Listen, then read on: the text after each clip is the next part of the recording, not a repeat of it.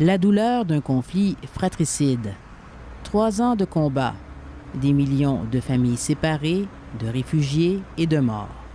Une guerre déclenchée lorsque les forces du régime de Pyongyang, appuyées par la Chine, ont franchi le 38e parallèle pour envahir le Sud.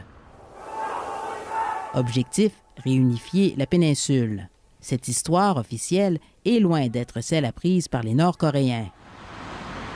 Kang Eun-jong raconte que dans son pays natal, le régime affirme que c'est Séoul, soutenu par les États-Unis, qui a lancé les hostilités, en plus de dépeindre la Corée du Sud sous un sombre jour.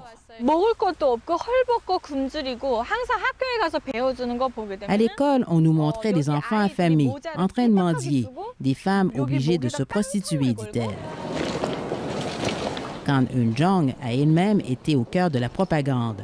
En tant que chanteuse, dans des troupes comme celles qui ont participé à l'opération Charme de la Corée du Nord aux Jeux olympiques de 2018.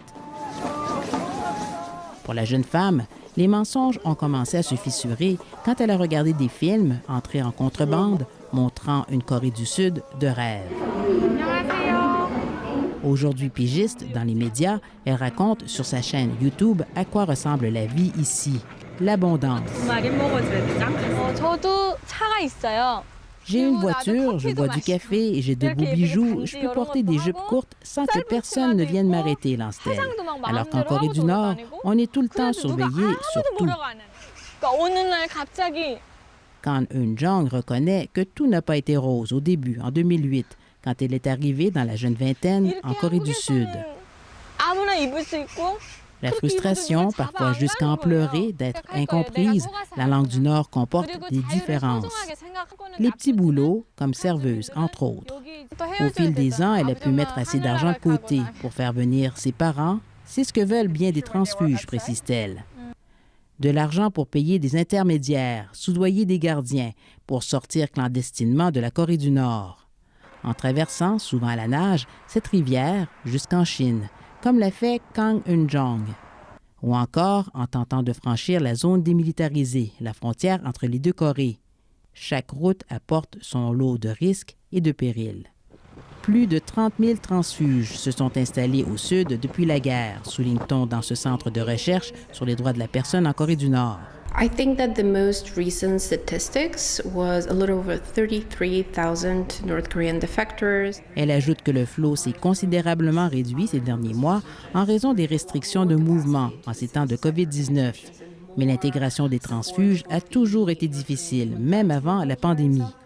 Resettlement is a difficult process and there is still a level of discrimination and a level of prejudice of the South Korean population towards North Korean defectors. So a lot of organizations are trying to develop programs in order to find this kind of processes and to make social integration much smoother and easier for the North Korean defectors. Leur taux de chômage est plus élevé que la moyenne sud-coréenne. À son arrivée, encore adolescent en 2008, Pak Yu-tsong tentait de cacher son identité nord-coréenne, parce qu'on le traitait alors différemment. Cinéaste et réalisateur pigiste, comme pour cette station qui diffuse des émissions à destination de la Corée du Nord, le jeune homme s'assume pleinement aujourd'hui. 지금은 이제 저는 좀 많이 한국 사회에 적응이 됐다라고 혼자 생각하고 있고. Et croit s'être fondu à la société sud-coréenne. Pak Yu-tsong dit qu'il est heureux, même s'il s'ennuie des amis, des proches en Corée du Nord. Une certaine nostalgie. On la sent chez les parents de Kang Eun-jong. Dans l'une de ses vidéos, sa mère soutient que les poulets avaient meilleur goût dans le Nord parce qu'ils étaient élevés au grand air. Son père reconnaît qu'il est parfois dépassé par la vie ici. Mais la famille souligne surtout les avantages à vivre dans le Sud. Kang Eun-jong a le cœur brisé lorsqu'elle pense à ses compatriotes du Nord. Elle résume son pays d'origine en un mot, enfer. Elle évoque la faim, les longues heures de labeur pour un salaire de misère là-bas. Et elle ne voit aucun espoir de réconciliation avec le Sud tant que la dynastie Kim restera au pouvoir. 70 ans après le début de cette guerre, pas tout à fait terminée entre deux frères ennemis. Ici Annick Béraud, Radio-Canada, Séoul.